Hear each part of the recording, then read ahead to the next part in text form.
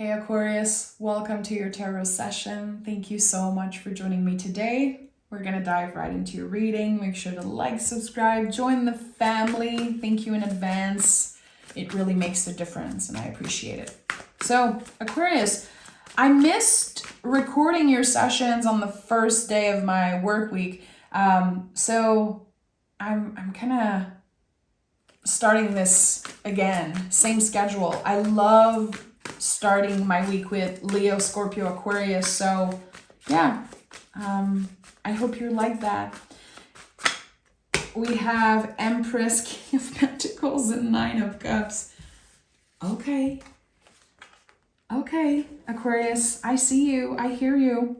There's something here that's like been kind of accumulating here with the Nine of Cups. And this is the Wish card. It's traditionally known as the Wish card, which I honor and absolutely believe in because I lived this card so many times. But there's still the accumulation of the whole journey of the cups.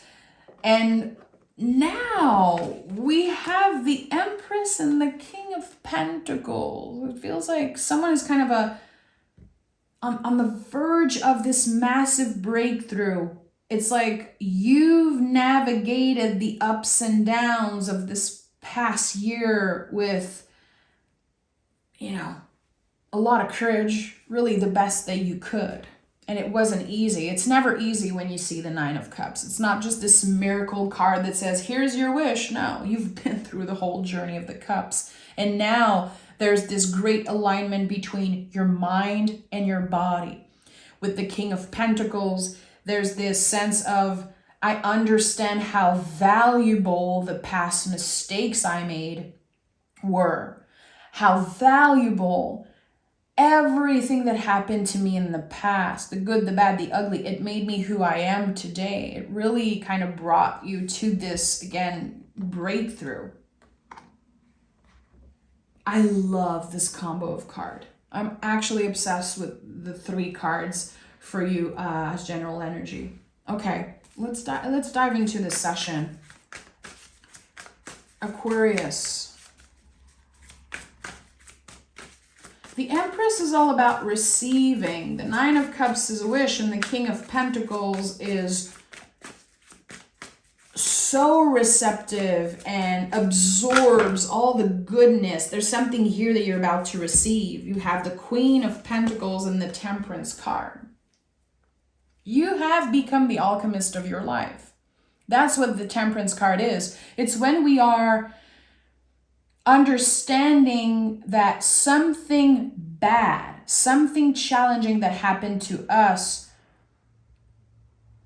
probably ended up being one of the best things that happened to us. And it's not that we're trying to sugarcoat, it's that we're making space for the possibility that was exactly the perfect timing, kind of exquisite timing in your life.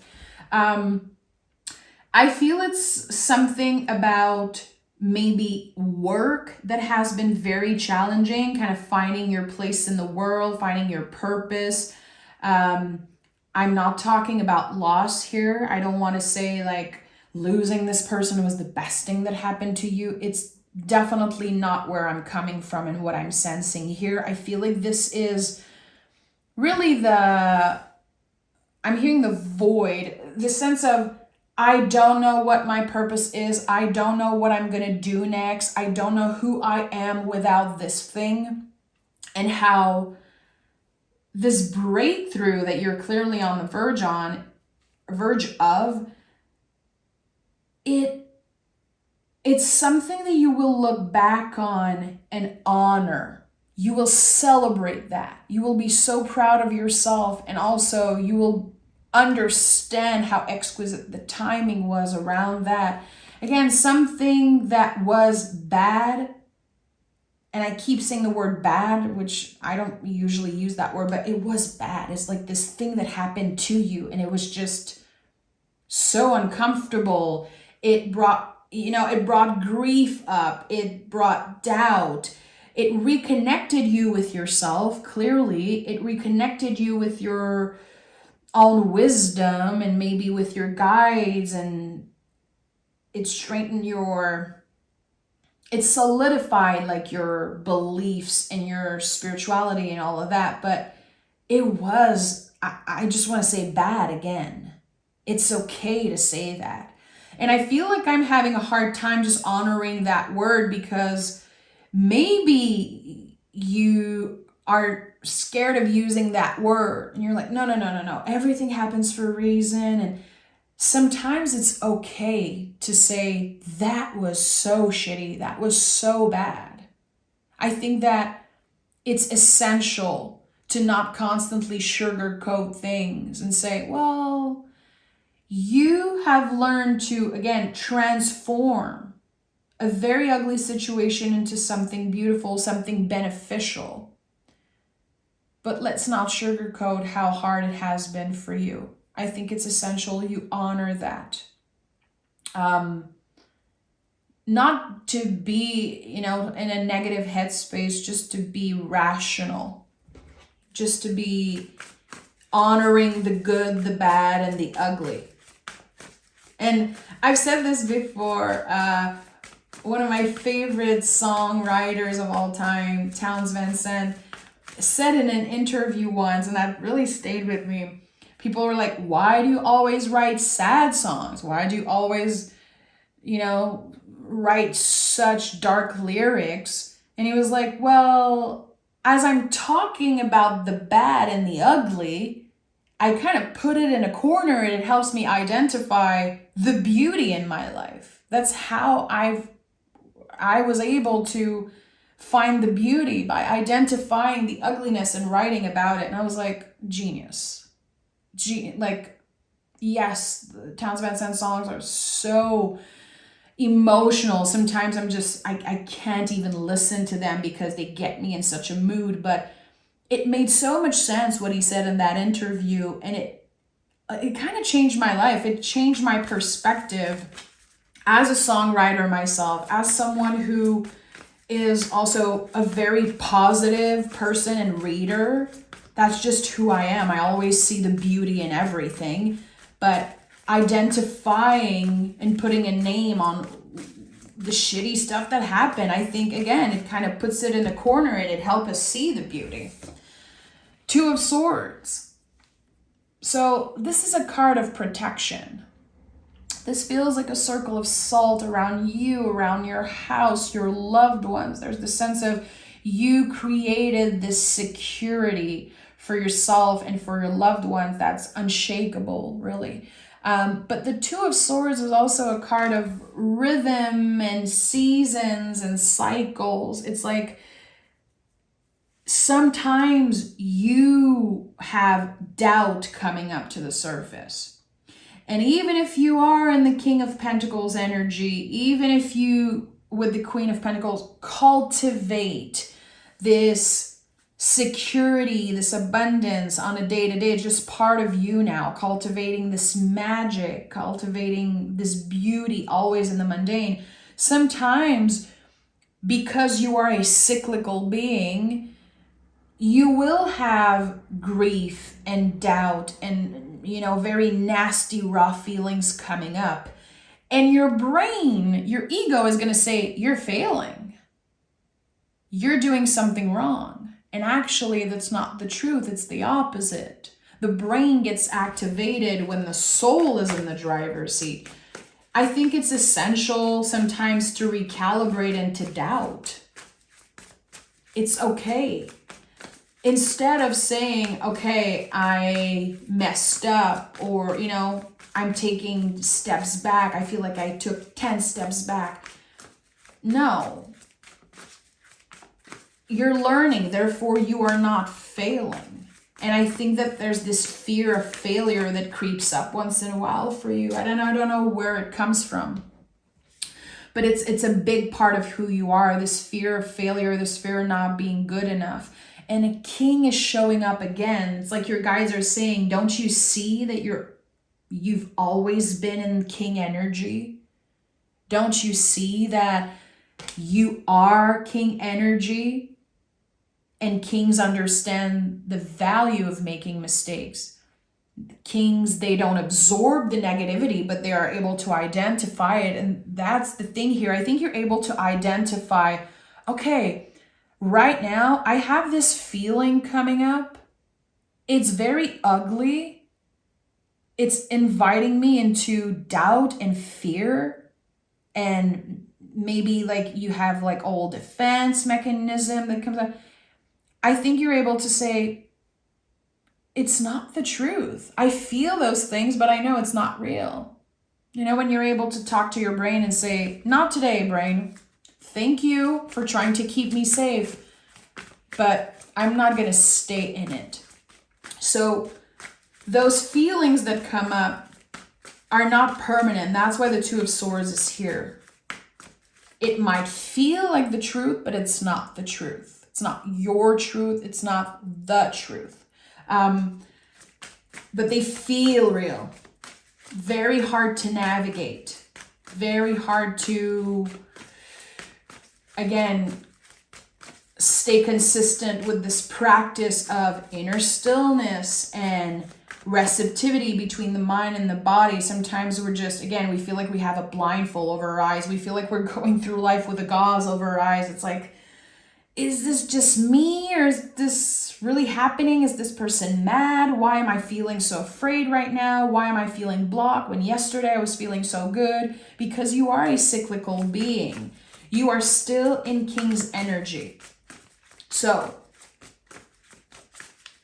I think you're learning ways to come back to your center. You're finding ways to come back to the present moment. I'm seeing the Wheel of Fortune in my mind. Is the wheel going to come up for Aquarius today? I don't know. I felt that in the Scorpio reading, how someone has been working on cultivating their inner stillness.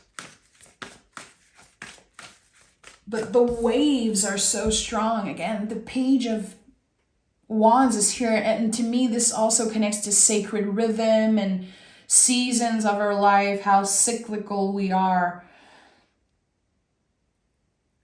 I felt this very early in the reading, and I think this is just confirming that you are on the verge of a massive breakthrough. And I think that's why your brain has been so loud, your nervous system has been so inconsistent.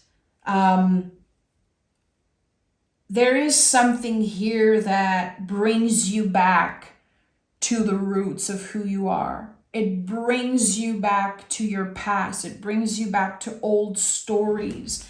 And it feels like someone is saying, enough is enough. I cannot go back to that mental space. I cannot stay in that energy. And you are creating change. And I don't know how you're doing this.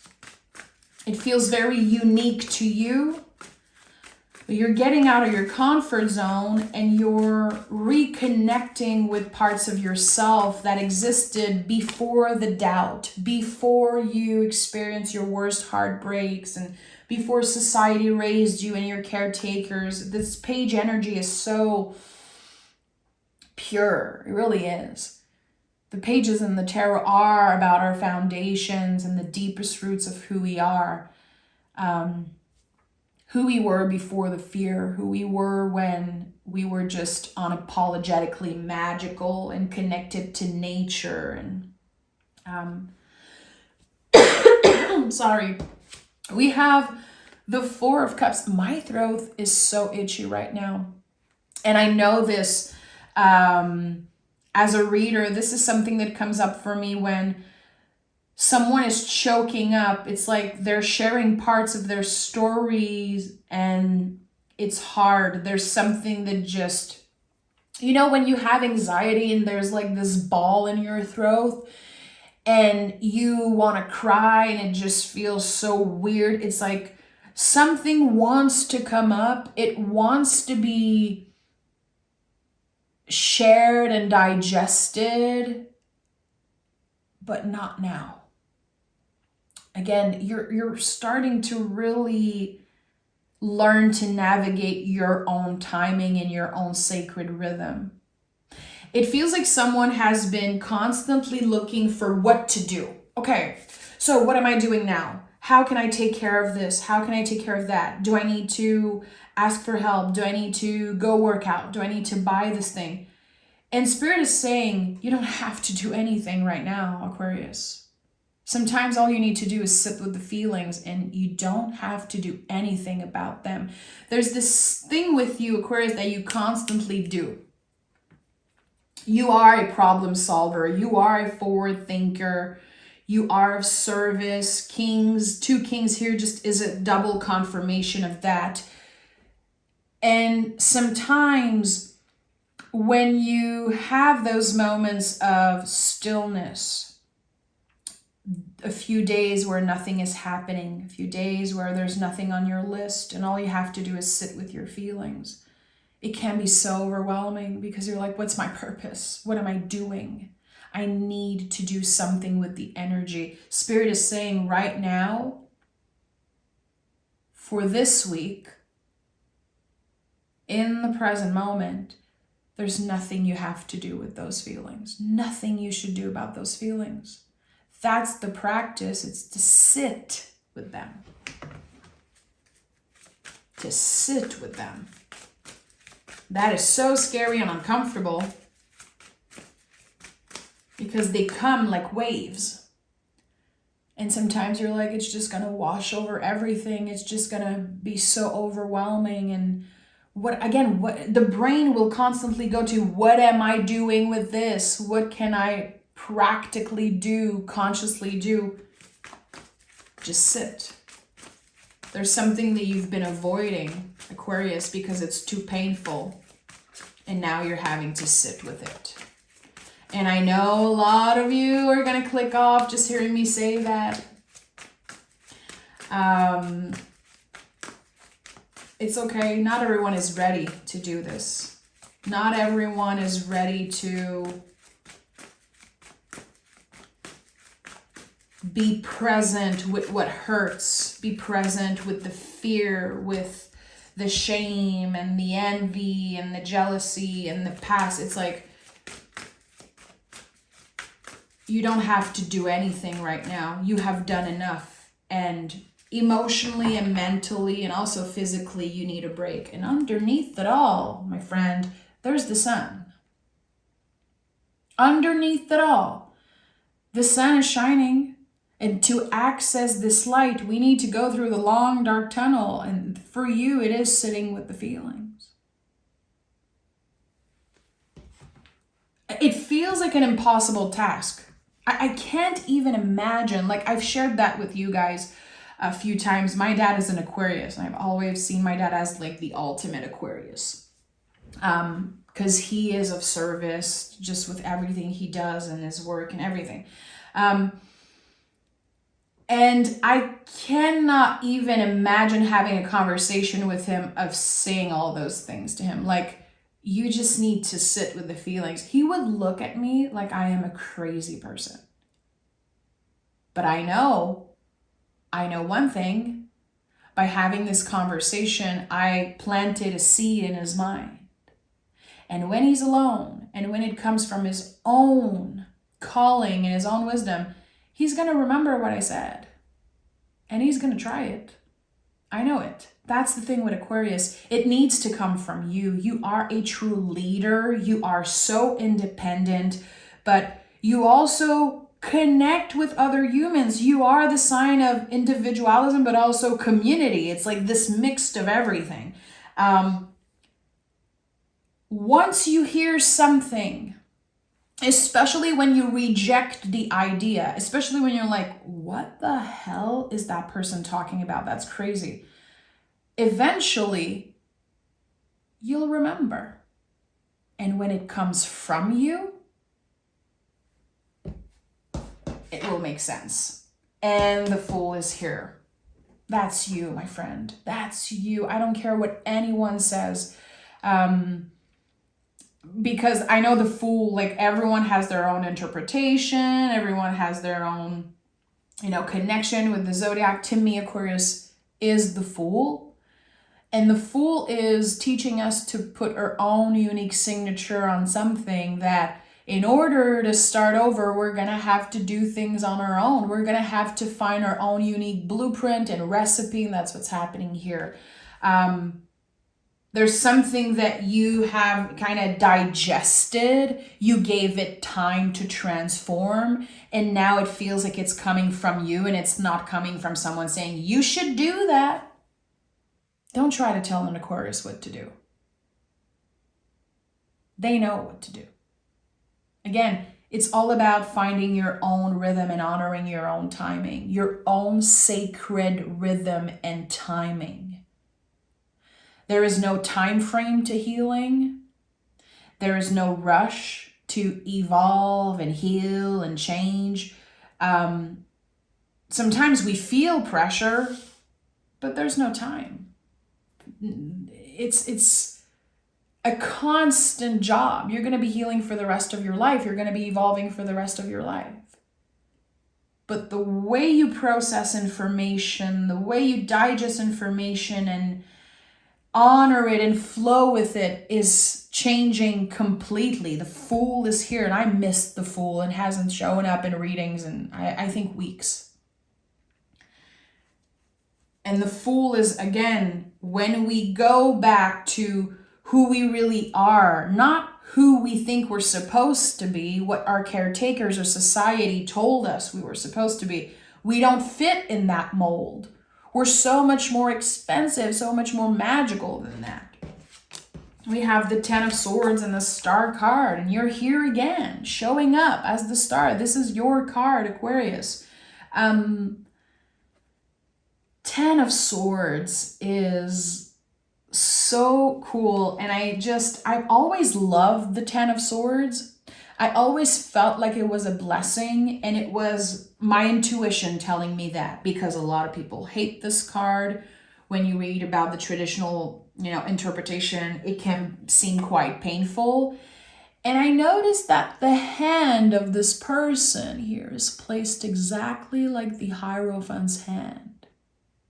And that to me is a confirmation that the Ten of Swords is a blessing, just like I always felt. And it's a detail I just recently found, like a few weeks ago. I could not believe it.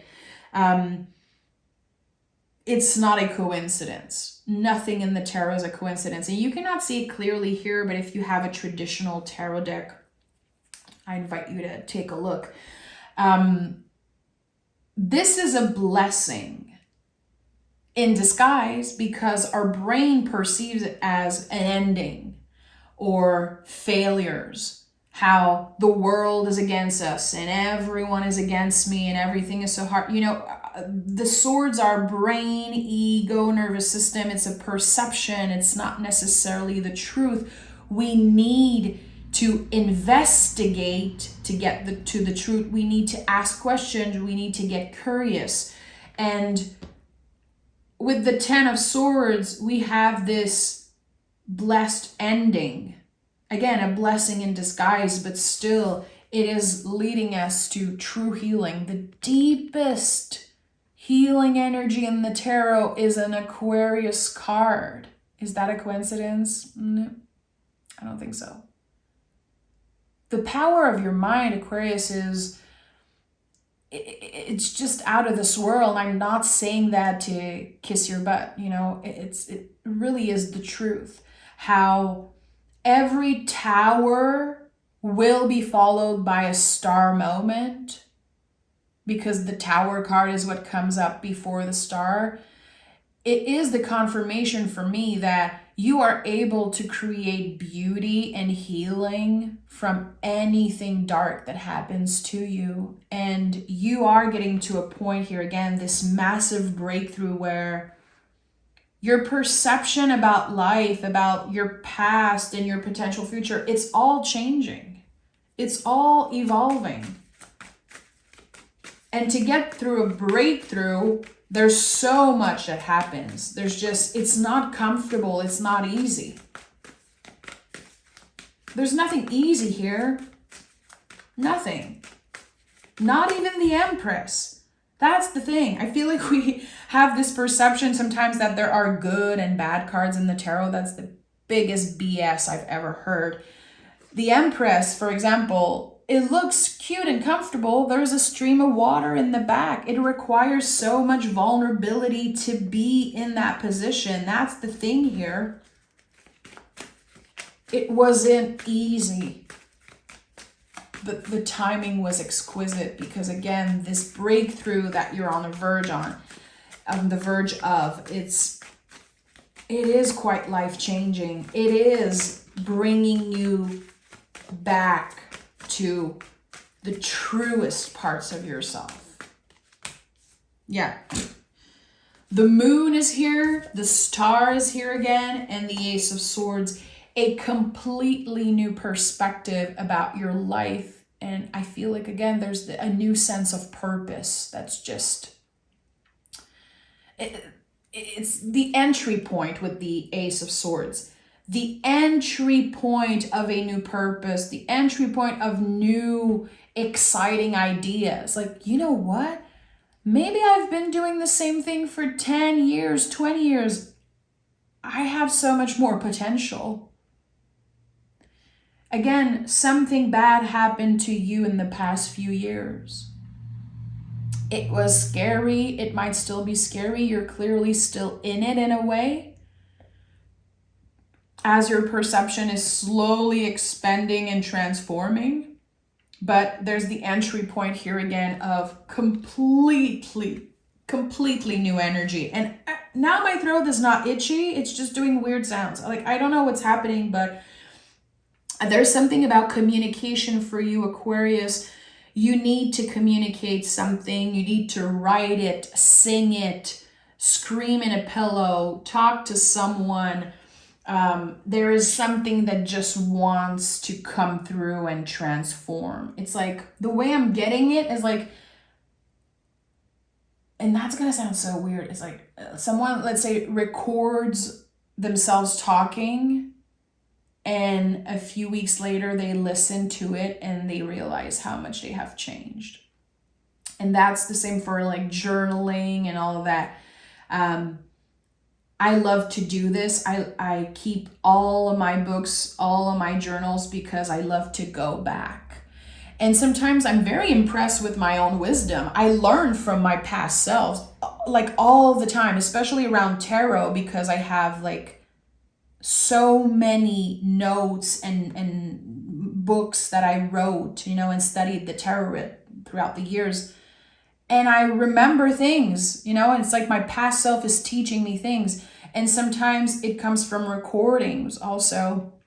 I used to record myself all the time when I was a kiddo with my videotape camera. And when I go back, it's like, it's crazy how there's this part again of learning from my wisdom, my own wisdom, and also acknowledging and honoring how much I have changed, how everything brought me to this moment. And I think that there's this celebration and honoring of that, honoring of all the tower moments, all the heartbreaks, all the difficult stuff, quote unquote bad stuff that happened to you.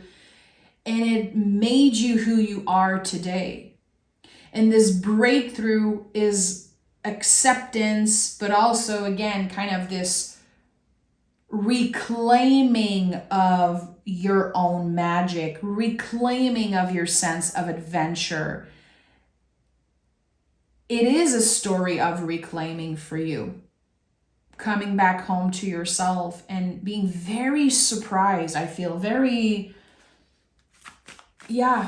surprised and impressed by all the change and the growth. Page of Wands is at the heart of this reading. Your curiosity is so important right now. Get curious, investigate. Investigate the past, investigate again your old writings, old pictures. Even if it's a little painful or uncomfortable, we grow from that. We grow from that vulnerability. There's something that your past self will teach you. And I don't know what this message means. It feels very fluid, but it's supposed to reach someone. Let's see what the moon has to say. And by the way, I I didn't talk about that? Yesterday was the full moon in your sign, Aquarius. Such a powerful full moon. Like, crazy day for me yesterday, and I was thinking so much about this full moon in Aquarius. I was like, wow, this full moon is like a 10 of swords. All 10s in the tarot are connected to the full moon, this sense of I'm complete with something. We are all going through a rebirth of some sort. We are all in the Fool's energy right now. Infinite possibilities. But it really comes from a buildup, an accumulation of some things. Like, enough is enough. We have look at the bigger picture, and we have hold your vision. You know, when I kept looking at the King of Wands in the sense of, if you have a clear idea of what you want to manifest, it could definitely find you before the end of the year. But I think that what you're doing with this breakthrough, it's like you're navigating this breakthrough and just opening your heart to whatever wants to find you. Just being this magnet of luck and abundance.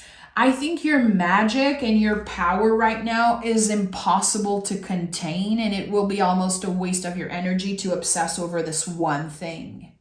You can have it all, especially when you know why you want those things. Especially when you remember that it is your birthright to experience all of that, all of the pleasures of life. You needed to go through that breakthrough to finally receive, fully, completely receive. I'm sending so much love, Aquarius. Thank you for being here. I'll talk to you guys next week.